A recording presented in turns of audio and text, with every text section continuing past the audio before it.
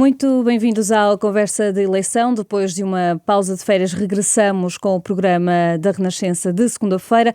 Voltamos a sentar na mesma mesa Fernando Medina e Miguel Paiás Maduro, que hoje juntam-se a nós à distância. Sejam bem regressados de férias. Infelizmente, vamos começar com um acidente que marcou a semana e que continua a marcar a atualidade. A tragédia do elevador da Glória em Lisboa. 16 pessoas morreram, mais de 20 ficaram feridas. Há já uma investigação em curso para perceber o que é que aconteceu e o que é que está na origem deste acidente. Já conhecemos alguns resultados muito preliminares, mas nestes últimos dias também tem sido discutida a questão da responsabilidade, quem são os responsáveis pela segurança e também a questão da responsabilidade política. Fernando Medina, durante vários anos conhece perfeitamente a cidade de Lisboa, foi presidente da Câmara Municipal. Neste caso, há ou não uma responsabilidade política sobre esta tragédia? Bom, permita-me começar por dizer da minha profunda indignação da entrevista que ontem o Presidente da Câmara, Carlos Moedas, fez à SIC Notícias. Profundamente indignado porque Carlos Moedas mentiu. Mentiu repetidamente e mentiu sobre assuntos de grande seriedade. E mentiu, no fundo, para se salvar. É uma entrevista em que Carlos Moedas, de 2025, pretende salvar-se de Carlos Moedas 2021. É uma entrevista em que Carlos Moedas mente para se salvar de Carlos Moedas oportunista. Em 2021, primeira mentira, Carlos Moedas foi o mais lesto de todos a pedir a minha demissão na praça pública pelo caso do envio de dados a embaixadas estrangeiras na convocação de manifestações. Conhecido como o caso Russiagate. Exatamente. Foi afirmar ontem na televisão, algo que ele sabe que é perfeitamente mentira, de que havia responsabilidade direta minha, de que eu tivesse qualquer conhecimento sobre a situação que se passava e de que tivesse havido um erro que eu pudesse ter corrigido. Carlos Moedas sabe que isso é falso, mas afirmou ontem na televisão. E por isso mentiu. Porquê? Porque no fundo não quer imputar a si aquele critério que definiu para os outros em 2021. Mas Carlos Moedas foi mais longe.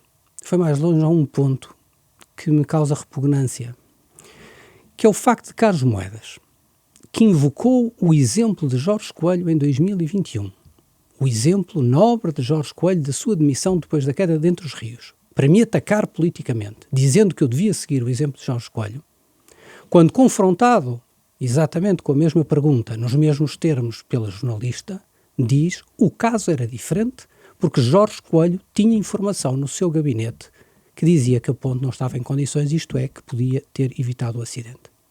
Ora, aquilo que Carlos Moedas diz é falso, é completamente falso, profana a memória de Jorge Coelho, fala de uma pessoa que não está hoje em condições de defender, mas que todos os factos mostram que aquilo que Carlos Moedas diz é mentira.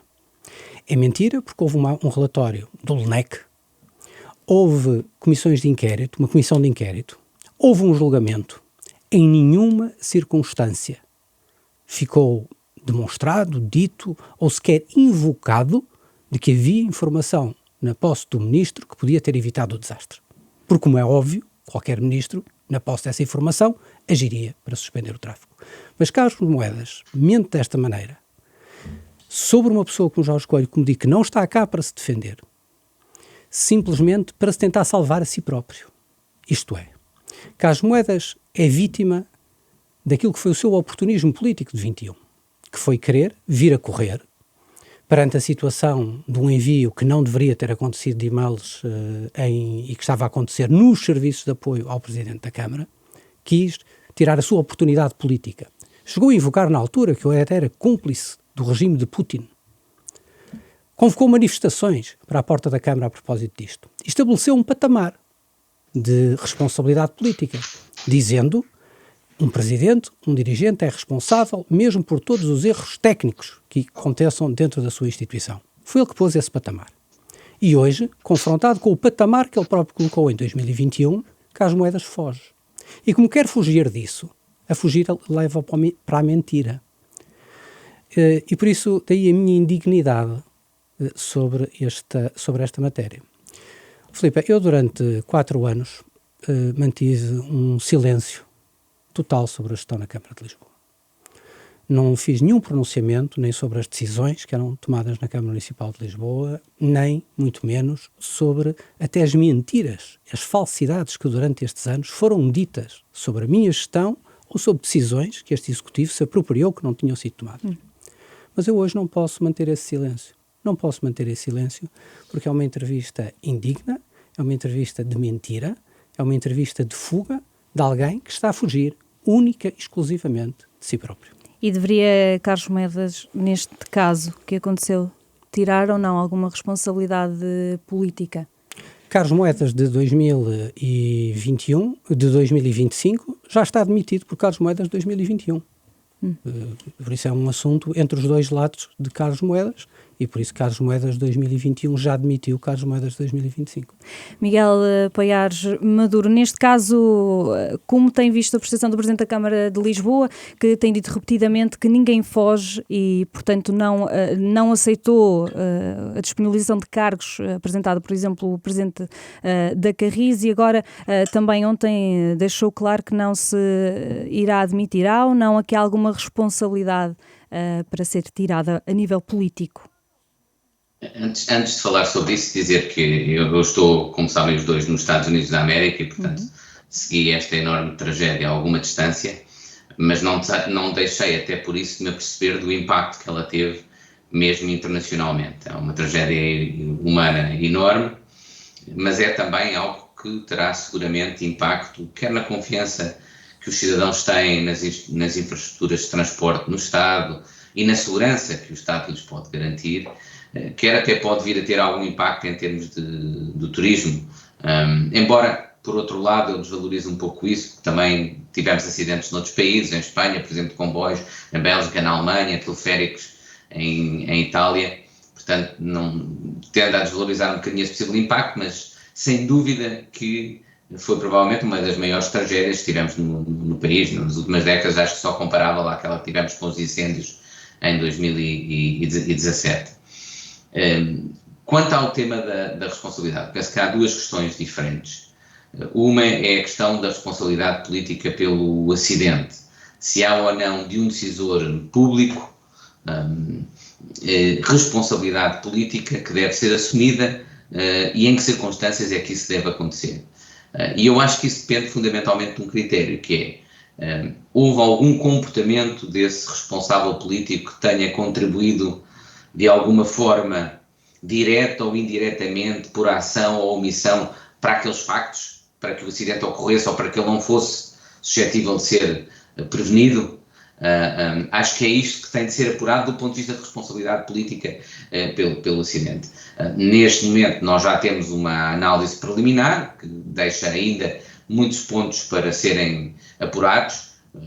Por exemplo, porque é que falhou aquele ponto de ligação relativamente ao cabo, deveria ou não a manutenção e a fiscalização ter outra forma de apurar em que medida é que isso acontecia, mas sobretudo dois pontos que confesso que me surpreenderam muito e que já resultam deste relatório preliminar, que é a falta de um verdadeiro sistema de redundância, ou seja, que aparentemente o elevador da Glória funcionava sem que existisse um sistema de redundância em termos de segurança, porque o relatório diz que ele terá sido acionado, mas que não, mesmo que tenha funcionado bem, nunca seria suficiente para evitar aquela tragédia. E também a questão que tem vindo a ser suscitada de aparentemente este tipo de transportes, apesar de ser transportes públicos, não estarem sujeitos a nenhuma entidade de supervisão que garanta e controle proativamente o seu tipo de licenciamento e segurança. E eu acho que isso suscita um conjunto de questões que podem dar lugar à responsabilidade política, mas que neste momento ainda não dão lugar à responsabilidade política. Por exemplo, essa ausência de redundância era conhecida dos decisores políticos?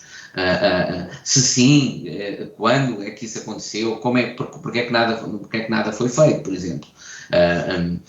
O mesmo relativamente à questão da supervisão, que até pode implicar responsabilidade mais a nível do Estado Central. Acho que são esse o tipo de questões que têm de ser apuradas para determinar depois se existe responsabilidade política pelo acidente. Uma questão diferente é aquela que resulta, eu não ouvi a entrevista do engenheiro Carlos Moedas ontem, mas vi hoje de manhã, desde logo aqui, na minha manhã, na vossa tarde, a discussão sobre a mesma online e as críticas que têm sido feitas, eu acho que é importante, e aí é um papel muito importante dos jornalistas, de apurar se o que ele disse está correto ou se ele faltou à verdade. E também apurar exatamente o que é que ele terá dito em 2021, sem colocar em causa o que diz o Dr. Fernando Medina, e o que ele diz agora é se há contradição ou não. E existindo contradição, ou pior ainda, tendo faltado à verdade relativamente àquilo que são as circunstâncias que se conhecem, por exemplo, sobre o Dr. Jorge Coelho, isso é suscetível, do meu ponto de vista, de crítica e censura política, que deverá, na minha opinião, é o tipo de censura política que deverá ser feita pelos eleitores, naturalmente. Competirá aos eleitores avaliar se, face ao escrutínio, à informação que os jornalistas vão apurar e que, do meu ponto de vista, devem apurar, e face àquilo que têm sido as leituras, afirmações contraditórias dele por um lado e responsáveis do Partido Socialista por outro, se ele faltou ou não à verdade, e a partir daí tirar consequências políticas relativamente a isso. Não acredita que Carlos Moedas vai já muito fragilizado para estas eleições? Não sei, depende, como disse, eu não ouvi o teor da entrevista, mas tendo em conta a própria tragédia... Eu acho que se ele afirmou factos que realmente não têm correspondência, isso fragiliza, ele tem de dar uma justificação para isso, não é? Mas também me parece, custa-me acreditar que ele viesse fazer afirmações desse tipo sem ter formas de as demonstrar, não é? Portanto, vamos ver, vamos esperar. Fernando... Eu gostava de esclarecer um pouco mais sobre este ponto. Em primeiro lugar, sobre aquilo que Carlos Moedas disse em 2021, tem sido amplamente pronunciado pelas televisões e pelas redes sociais e pelos órgãos de comunicação social. Carlos Moedas, em 2021, definiu ele próprio um critério de responsabilidade política. E o critério de responsabilidade política é que o dirigente máximo de uma organização se deve demitir quando acontece um erro técnico dentro dessa organização. E só o fez, esta definição, por uma coisa, porque não era ele o atingido. O que ele procurava, por oportunismo político, era fazer o meu pedido de demissão a poucas semanas das eleições. Chegados aqui, agora neste momento, obviamente essas declarações foram recuperadas pela comunicação social. E a pergunta é-lhe feita. E o que é que Carlos Moedas faz? Mente sobre os factos, dizendo não, isso não se aplica.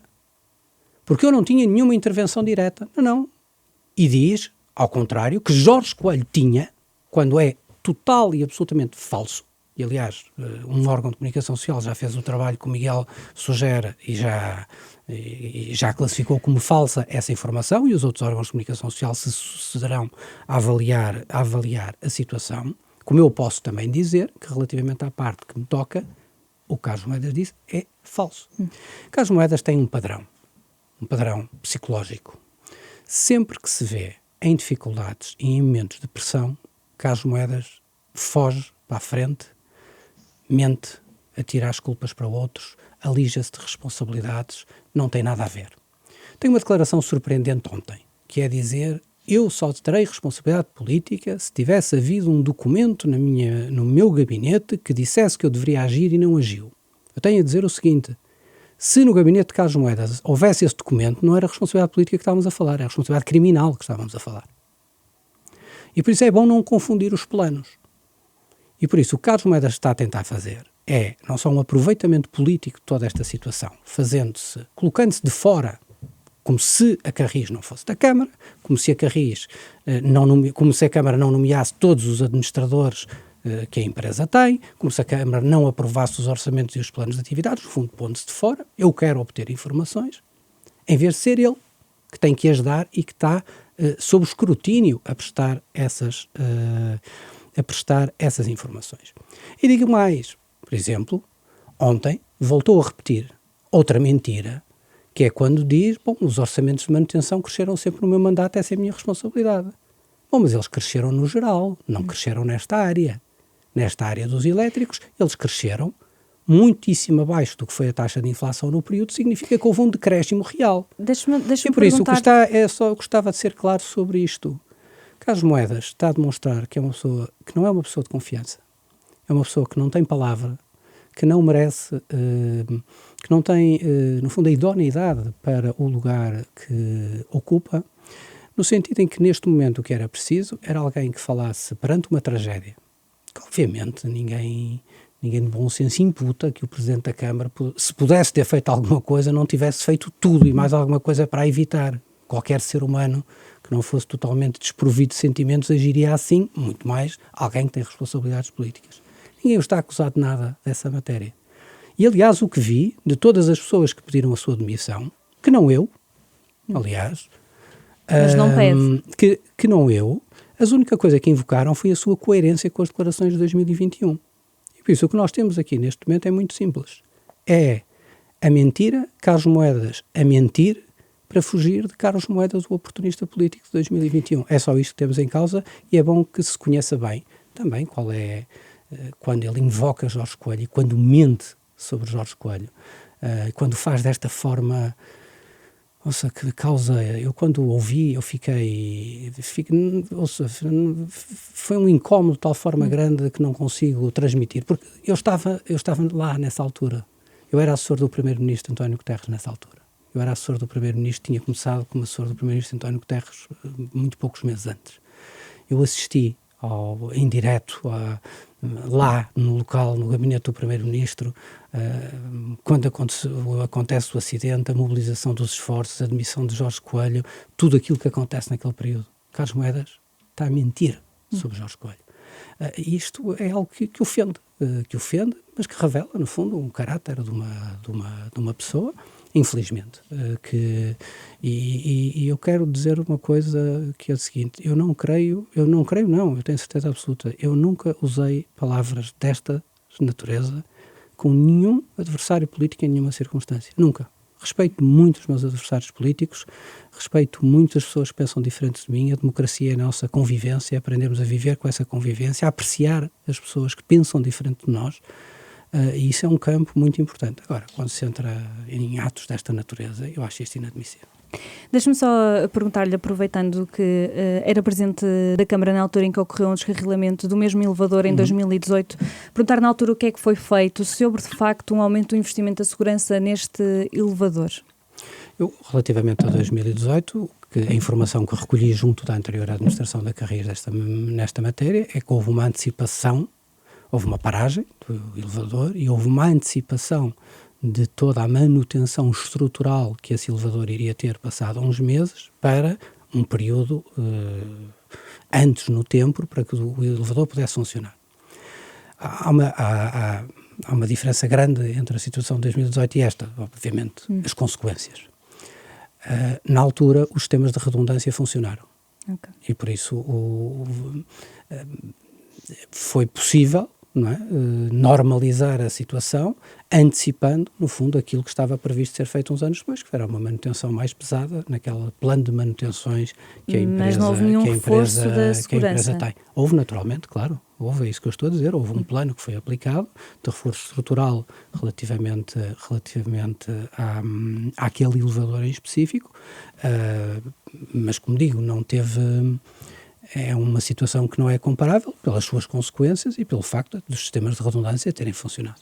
Porquê é que nenhuma instituição nacional, o IMT, este fim de semana foi também outras das dúvidas, quem é que estaria a fiscalizar a atuação da Carris e chegou-se à conclusão que não há nenhuma entidade, algum órgão nacional a fiscalizar. Foi sempre assim? Há aqui uma lei que sofre uma alteração, a legislação sofre uma alteração em 2020. Porquê é que nenhuma entidade nacional estaria a fiscalizar a ação da Carris? Eu desconheço, não lhe posso dar uma resposta cabal sobre isso, desconheço qual a razão, também precisamos de ver que entidade é e se isso teria contribuído para evitar ou melhorar a situação, porque, repare, a Carris é uma empresa com uma longa história, com uma cultura muito forte, onde... uma empresa que tem mais de 150 anos e uma empresa que este é o acidente mais grave da sua história, de que nós temos memória. E por isso é uma empresa que tem conseguido de forma que leva muito a sério o tema da segurança, que leva muito a sério o tema da forma como presta o seu serviço. Posso testemunhar isso, tutelei a empresa durante 4 anos.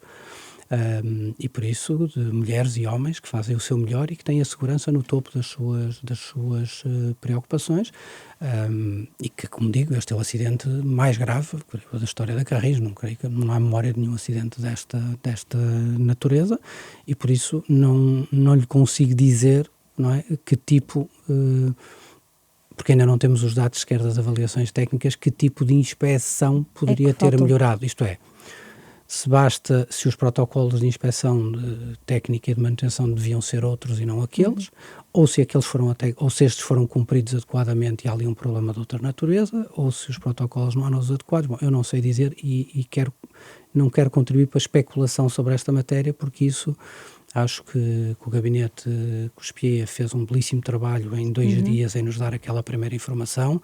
Espero mesmo que haja uma antecipação dos calendários sobre o relatório final, que não sejam 45 dias, que sejam menos de 45 dias, e que possamos, e que no fundo possamos ter um esclarecimento mais cabal do que aconteceu e porquê. A terminar, Miguel Paiás Maduro, muito rapidamente, e quanto ao Governo, ouvimos, nestes últimos dias houve um pouco de silêncio. Na sua opinião, não deveria ter vindo um Ministro das Infraestruturas ou um Primeiro-Ministro também mais ativo para tentar calmar os portugueses e dar os esclarecimentos possíveis nesta fase? Eu acho que o importante agora vai ser a forma como se vai responder àquilo que resultar do relatório e aquilo que nos informar o relatório. Há realmente questões muito importantes que têm de ser respondidas, como era possível que operasse aparentemente o elevador sem um sistema de redundância eficaz, como é que isso era possível. Se os padrões e os procedimentos de manutenção e de supervisão eram ou não os adequados, se eles deviam ter sido ou não revistos em face do aumento de utilização, em particular através do turismo, dos turistas do elevador, se devia ou não existir uma entidade de supervisão e o que é que essa entidade de supervisão poderia ter feito relativamente a fiscalizar e licenciar infraestruturas deste tipo quando se trata de uma empresa pública. É muito importante a resposta que resultará daí, porque ela é fundamental para repor ou tentar repor, e isso levará tempo, a confiança dos cidadãos e daqueles que visitam Portugal na segurança das nossas infraestruturas públicas. Isso é fundamental porque não se trata apenas de ter falhado relativamente a este caso, com consequências absolutamente trágicas, é a dúvida que coloca em todos os cidadãos e que é legítima sobre até que ponto é que podem existir falhas igualmente graves ao nível dos procedimentos noutras infraestruturas públicas.